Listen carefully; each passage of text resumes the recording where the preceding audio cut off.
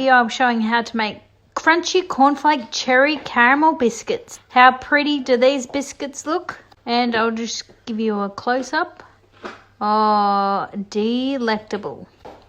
And of course, you can't have a video without me trying one for you guys.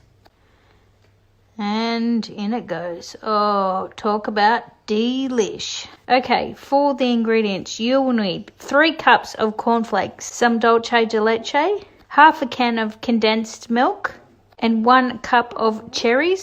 I'm going to chop up my cherries. Then I'm going to add the cherries to the cornflakes and then add the condensed milk. Once all added, give it a mix. Preheat your oven 170 degrees. You're going to get a silicone mat and a cookie cutter. Put it in the cookie cutter, press it down to make the shapes like I'm doing here.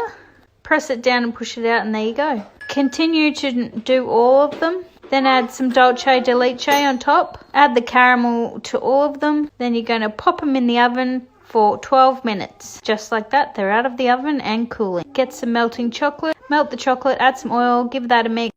Pipe on the chocolate on the top, just a couple of little lines, and let it cool.